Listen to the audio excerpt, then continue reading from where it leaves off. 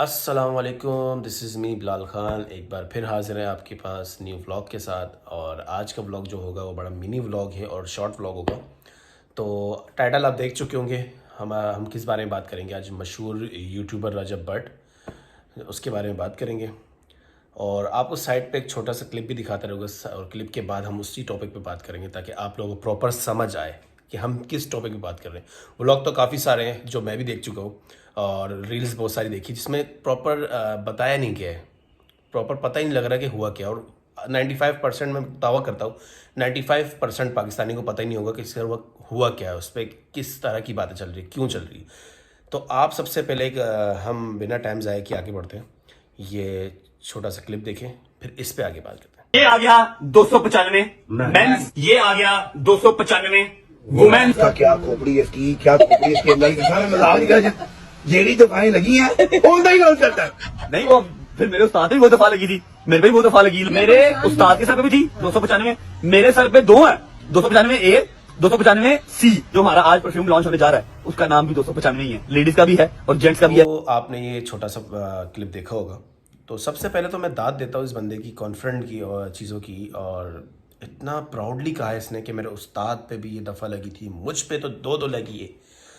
अस्तगफिरुल्लाह अस्तगफिरुल्लाह। भाई अल्लाह पाक अगर किसी को फेमस कर देना तो उसको इतना गिरना नहीं चाहिए। वो लोग कहते हैं ना कि पैसा आ जाता है तो लोग नंगे हो जाते हैं। जो नंगे से मुराद सर का दुपट्टा हट जाता है, कपड़े अबाया हट जाता है, चीज़ें हो जाती। तो खैर हम इन टॉपिक की बात नहीं करेंगे। अल्लाह पाक जिसको भी दे इज़्ज़त का दे, हलाल रोज़ी दे, सबको दे। हम आमीन, दुआ है हमारी, हमारे भाइयों के लिए, हमारी बहनों के लिए। अल्लाह पाक सबकी इज़्ज़त और हिफाजत करे, आमीन। इज़्ज़त की भी, जान की भी, माल की भी हिफाजत करें। लेकिन जो नए दौलती होते हैं ना, वो फिर आप सबको पता है कैसे होते हैं। खैर आपने छोटा सा क्लिप देखा तो इस बंदे की हिम्मत की दात होनी चाहिए कि इसने बड़ा एक कॉन्फिडेंटली एक्सेप्ट किया है कि मेरे तो उस्ताद पे भी ये दफ़ा लगी थी और मुझ पे तो दो दो लगी है।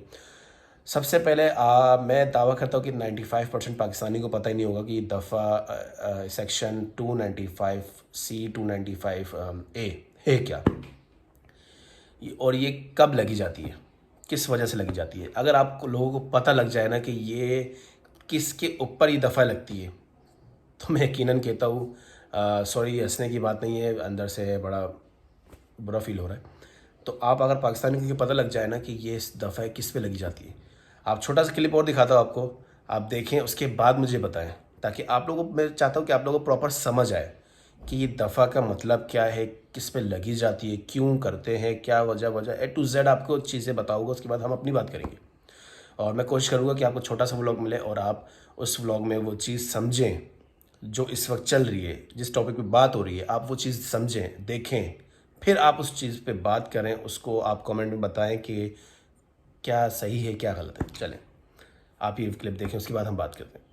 सबसे पहले तो हर पाकिस्तानी को ये समझने की जरूरत है कि ये सेक्शन 295 ए और सेक्शन 295 सी है क्या। ये बेसिकली सेक्शंस हैं हमारे लॉ के, पाकिस्तानी पैनल कोड में। इसको पीपीसी भी कहा जाता है लॉ की लैंग्वेज। इसके तहत जो सेक्शन 295 ए है ना, जो पहला है, वो है आप किसी के भी रिलीजियस फीलिंग्स को हर्ट करते हैं इंटेंशनली, दानिस्ता तौर पर, तो आपके ऊपर ये सेक्शन लागू होता है। चाहे वो आप अल्फाज से करें, वो विजुअलाइज करके करें, आप अपनी स्पीच से करें, किसी के भी मजहबी जज्बात को मजबूर करेंगे, आपके ऊपर 295 ए जो है सेक्शन वो लागू। अब आते हैं सेक्शन 295 सी की तरफ, यानी रसूलुल्लाह सल्लल्लाहु अलैहि वसल्लम की शान में गुस्ताखी करने वाला जो है उसके ऊपर ये सेक्शन लागू होता है। और इसकी जो सजा है ना, वो लाइफ इम्प्रिजनमेंट भी है और पनिशमेंट ऑफ डेथ भी, इसमें दोनों लागू होते हैं। अब आपको याद होगा कुछ अर्से पहले बंच ऑफ लॉयर्स ने इनके ऊपर जो है वो ये केस किया था, मुकदमा किया था 295 ए और 295 सी, और ये अदालत में हाजिर भी हुए मल्टीपल टाइम्स। और अदालत में जब आप हाजिर होते हैं, खुदा ना खास्ता किसी के ऊपर आप में से ऐसा कोई भी एक्ट ऐसा लागू हो, अल्लाह ना करे, हर पाकिस्तानी को अल्लाह ताला से महफूज रखे, this not something to be proud of, तो आपको भरी अदालत के अंदर बयान देना पड़ता है। और बयान से पहले आपको इलेबोरेट किया जाता है कि आपके ऊपर सेक्शन 295 ए और आपके ऊपर सेक्शन 295 सी जो है लागू हुई है, जिसके तहत आपने तौहीन की है नमाज की और इस्लाम की। आपको बताया जाता है और आप इस चीज को एक्नॉलेज करते हैं, yes I acknowledge that and I feel sorry for that. इसका क्या मतलब है कि इनको पता है कि मेरे ऊपर सेक्शन 295 ए लगी है और सेक्शन 295 सी लगी, और ये किस जुमरे में लगी है। अब यहाँ पर बैठकर ये कह देना कि नादानिस्ता तौर पर मुझसे ये एक्ट हो गया, ये नादानिस्ता नहीं। आपको पता था कि आपके ऊपर सेक्शन 295 सी और 295 ए है, उसके बावजूद आपने वहां से निकल के 15-20 दिन के वक्फे के बाद आप एक परफ्यूम लॉन्च किया, और उस परफ्यूम का नाम क्या है 295? एक दिन पहले आप उम्रा करके आते हैं, अगले दिन आप सिद्धू मूसेवाले के गाने के ऊपर नाच रहे होते हैं। और ये अकेले नहीं है, वो 5 बहनें जो है ना वो भी हरकत से करती है। वो 12 रबीउल अव्वल के ऊपर नाखवानी करवा रही होती है, अगले दिन डिस्को लगा होता है घर के अंदर। तो ये भी तो तौहीन ही है।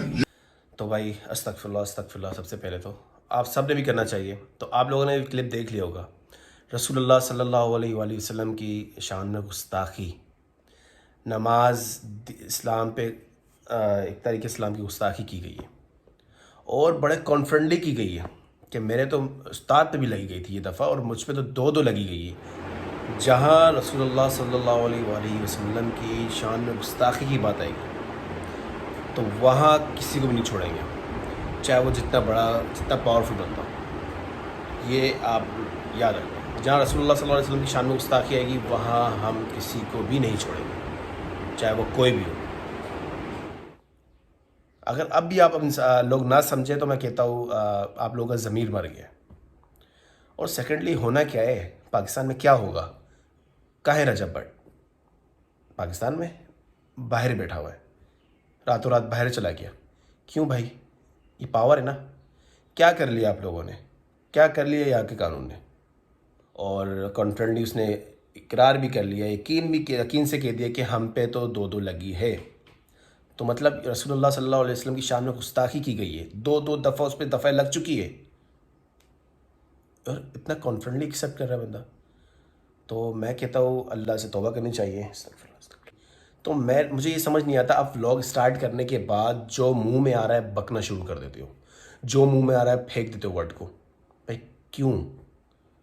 आप एक व्लॉगर हो, आप एक अच्छे यूट्यूबर हो, आप कुछ भी हो A to Z, आपको बड़ा सोच समझ के बोलना चाहिए क्योंकि आपके व्लॉग्स पूरा वर्ल्ड देखता है। फैमिली है, बच्चे हैं, बच्चों से याद आया यार, ये न्यू जनरेशन क्या सीख रही है, न्यू जनरेशन आपकी ये व्लॉग देख के क्या सीख रही है।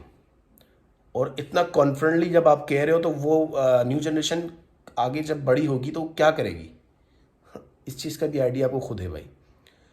जो आजकल की संगत, जो आजकल जो बच्चे जो देखते हैं वही सीखते हैं।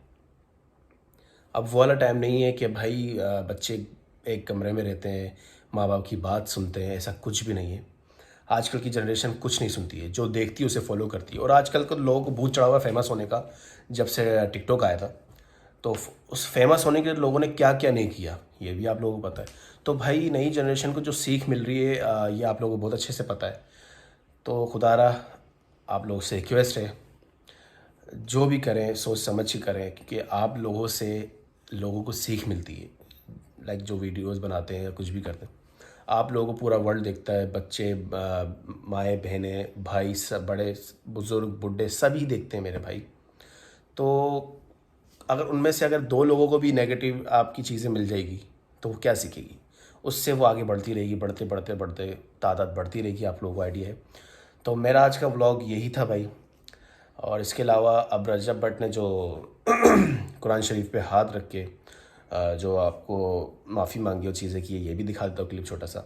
तो इसके बाद आप फैसला करें कि ये अब माफ़ी के लायक है बात, क्या माफ़ करना चाहिए नहीं। ये तो हमारी क्या औकात है हम किसी को माफ़ करें, अल्लाह पाक चाहे तो कुछ भी कर सकता है।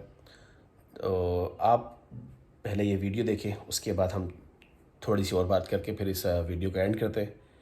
मैं दिलो जान से कानून नबूस रिसालत को तस्लीम करता हूँ। जो शख्स भी अल्लाह और उसके रसूल सल्लल्लाहु अलैहि वसल्लम की तौहीन करता है वो वाजिबुल कत्ल है। 295 परफ्यूम को लॉन्च करते हुए, उसकी मशहूरी करते हुए मेरे मुंह से ला इल्मी के तौर पे जो गलत अल्फाज निकले हैं, मैं अल्लाह और उसके रसूल सल्लल्लाहु अलैहि वसल्लम की बारगाह में खड़ा होकर माफ़ी मांगता हूँ और तौबा करता हूँ। और साथ ही साथ मैं अभी ये ऐलान करता हूँ कि 295 परफ्यूम को मैं अभी डिसकंटिन्यू कर रहा हूँ, ख़त्म कर रहा हूँ। मेरे इन अल्फाज से अगर किसी मुसलमान की भी दिलजारी हुई है तो मैं आप सबसे भी माफ़ी मांगता हूँ। ये आपने आखिरी क्लिप देख लिया, तो आमीन आमीन, अल्लाह पाक आपकी तौबा कबूल फरमाए। और मैं तो यही कहूँगा भाई, हम सबको तौबा करनी चाहिए। हम बहुत गुनाहगार हैं, हम किसी और पे क्या उंगली उठाएंगे, हम वैसे ही बहुत गुनाहगार हैं। तो अल्लाह पाक आपकी तौबा भी कबूल फरमाए, हम सब की भी तौबा भी कबूल फरमाए। लेकिन अब आप बताएं कि ये तौबा इन पे दफ़ा लगनी चाहिए या नहीं, कानूनी कार्रवाई होनी चाहिए या नहीं, आप कमेंट में लाजमी बताइएगा। और लाइक सब्सक्राइब करना मत भूलिएगा, ज़्यादा से ज़्यादा शेयर करें। आपसे मिलेंगे नेक्स्ट व्लॉग में। उम्मीद है मुझसे कोई गुस्ताखी नहीं होगी। उम्मीद है कि मैंने कोई गलत बात ना की हो। अगर ऐसा कुछ मुझसे मेरा निकल गया हो तो मैं तौबा करता हूँ। अल्लाह पाक मुझे भी माफ़ फरमाए और आप सब भाई, अल्लाह पाक सबकी गुनाहों को माफ़ करे। आमीन आमीन। तो मिलते हैं नेक्स्ट व्लॉग में। अपना ख्याल रखिएगा बहुत सारा। अल्लाह हाफिज़।